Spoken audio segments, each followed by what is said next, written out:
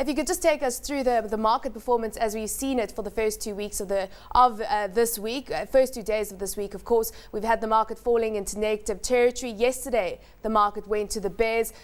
Just run us through which stocks were most actively traded yesterday. Yes, the market plummeted yesterday. This should be expected in view of the rate hike. The MPC went to, the MPR went to 12% from 9.25%. And even this took its toll on banking. The interbank lending rate went up from 11% to 14%. And this was like across all tenor buckets.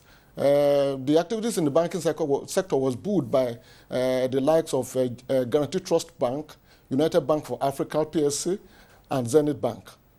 Right, let's talk about the increase in the MPR and the likely effect it's going to have on bank lending. Firstly, how quickly do you think we're going to see lending rates in the banking sector increase post this MPR rate rise?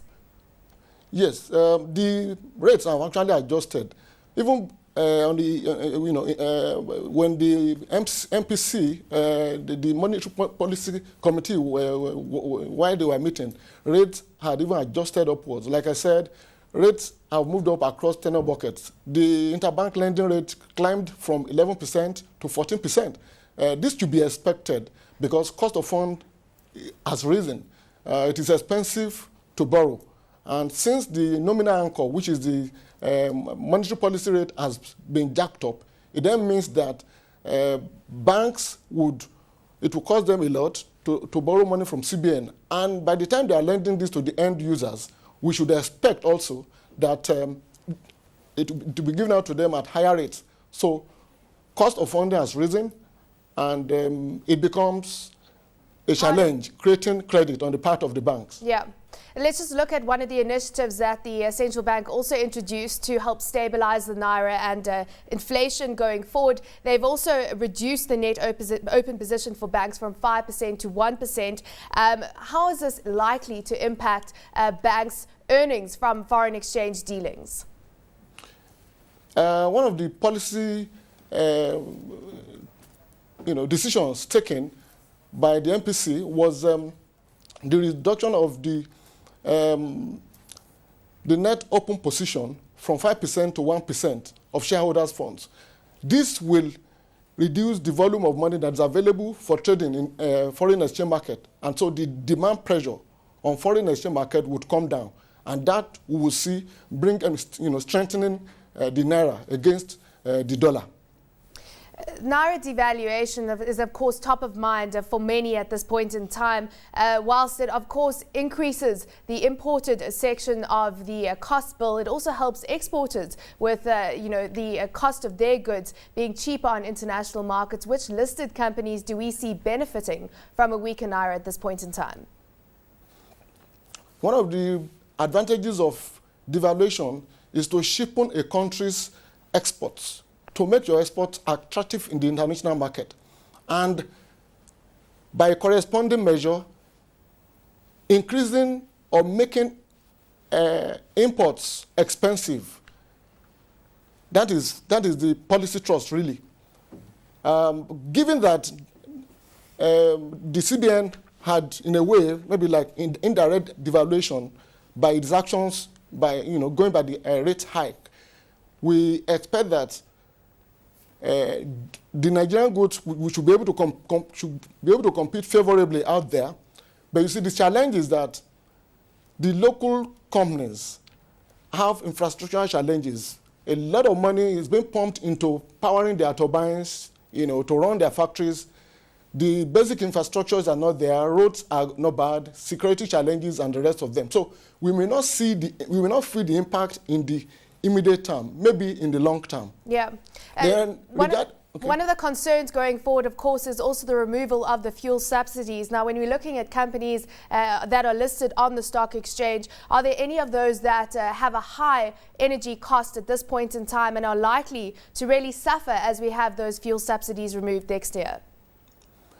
Exactly. This will happen. This will take its toll on the likes of Lafarge Co., Flour Mill PLC, Unilever, UACN, PZ, and so on and so forth. Because if you decompose the overhead structure, you realize that about 40% of the overhead goes into power cost, because they buy diesel, they buy black oil to power their turbines, to run their factories. And this is why the earnings have been so impaired, over the years, because a lot of money, a lot of overheads, which ordinarily wouldn't have been there, go to reduce their earnings. Yeah, it is going to have a serious toll on companies and, of course, consumers and the average Nigerian, as you have the cost of fuel surging. And now let's just move our focus to options to invest in the economy at this point in time.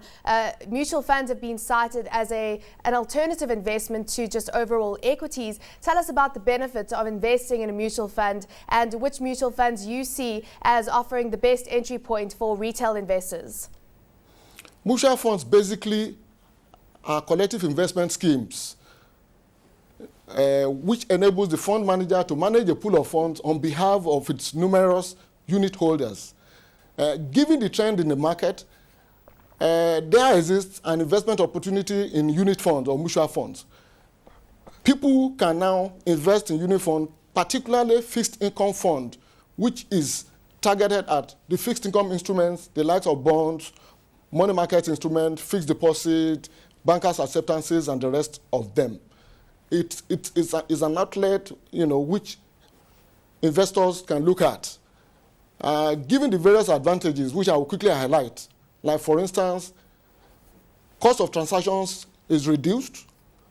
Then 2, the pressure of running or managing your portfolio on a day-to-day basis is taken away. I mean, this is pushed to the fund manager. Yeah. Then 3, risk is hedged because the risk is spread, across board, to the unit holders. So it's an alternative investment, really, to just investing in purely equities at this point in time. Thanks very much for those insights today, Dare Adejumo, COO of Cowry Asset Management.